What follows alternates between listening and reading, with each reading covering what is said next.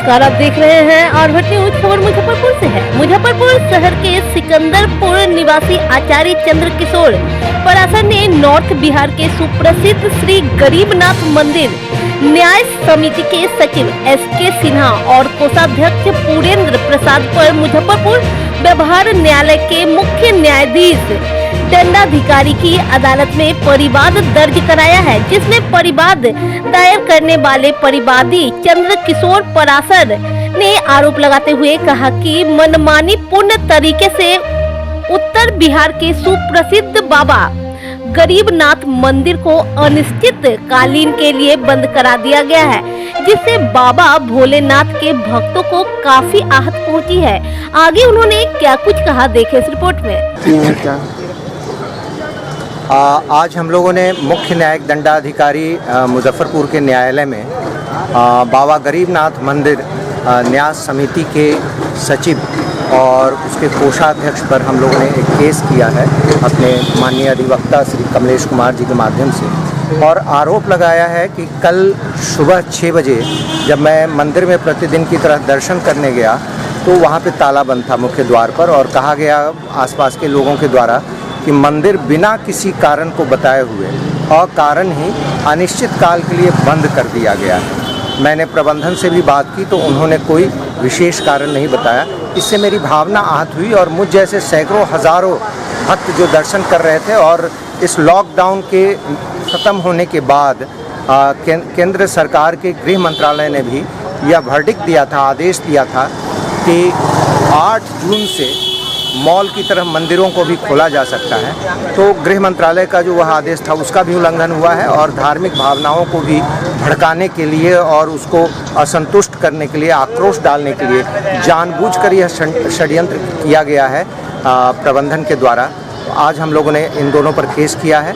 माननीय न्यायालय ने इसको स्वीकृति दे दी है। भीड़ की वजह से जो कोरोना संकट चल रहा है उसमें भीड़ की वजह से जो भीड़ आती है सावन में, इसलिए मंदिर को बंद रखा गया, उन्होंने बयान दिया। इस तरह का कोई भी आदेश, हमारे जितने भी बिहार के मंदिर हैं वो बिहार राज्य हिंदू धार्मिक न्यास बोर्ड के निर्देश पर चलते हैं, और इस तरह का कोई भी आदेश नहीं आया है। और इस कोरोना काल में ही तो मॉल खोले गए हैं, अन्य प्रतिष्ठान खोले गए हैं, बाजार खोले गए हैं, और अब लॉकडाउन नहीं है, अब तो अनलॉक 2 चल रहा है। मेरा कहना है कि मेला नहीं लगाएंगे, जो श्रावणी मेला लगता है, लेकिन जलाभिषेक पर आप प्रतिबंध लगा रहे हैं, जबकि 8 जून से लेकर और 30 जून तक किसी प्रकार का कोई इन्फेक्शन नहीं हुआ, कोई गैदरिंग नहीं हुई, वहाँ सब कुछ सामान्य रहा। और सावन आने में अभी समय है, सावन नहीं चल रहा है, 6 जुलाई से सावन शुरू हो रहा है। आपने 27 तारीख को हमारे प्रबंधन ने मंदिर के मीटिंग किया है और उन्होंने निर्णय ले लिया कि इसको बंद किया जाएगा 1 तारीख से अनिश्चित काल के लिए। उन्होंने कोई कारण नहीं दिया है, ये समाचार आया है, मैंने प्रबंधन से बात किया है, तो इनका एक षड्यंत्र है कि हिंदू भावनाओं को से खिलवाड़ किया जाए। और सही बात तो ये है कि जिला प्रशासन के दबाव में ऐसा किया जा रहा है। वास्तविकता तो ये है कि केवल हिंदुओं के मंदिरों को क्यों बंद किया जाए, गैर हिंदुओं के जो धार्मिक अनुष्ठान हुए हैं, पहले भी हुए हैं और आगे भी होने वाले हैं, उन पर कोई। क्या परिचय हुआ आपका? आचार्य चंद्र किशोर पराशर, अंतर्राष्ट्रीय सनातन हिंदू वाहिनी केंद्रीय अध्यक्ष। क्या मामला है कि इन सब धाराओं के तहत मामला दर्ज किया गया है? मुख्य रूप से ये जो बाबा गरीबनाथ धार्मिक न्यास मंदिर है, बाबा गरीबनाथ मंदिर का संचालन जिला प्रशासन के द्वारा धार्मिक न्यास बोर्ड की देखरेख में किया जाता है। इसमें ये मंदिर को बंद करने का आदेश नहीं ही जिला प्रशासन का है और नहीं ही धार्मिक न्यास बोर्ड का है। ये मनमानी पूर्ण तरीके से इन अभियुक्तों के द्वारा मंदिर को बंद कर दिया गया है, और जिसको लेकर के परिवादी को और इनके सरीखे असंख्य हिंदुओं की धार्मिक भावना को ठेस पहुंचा है।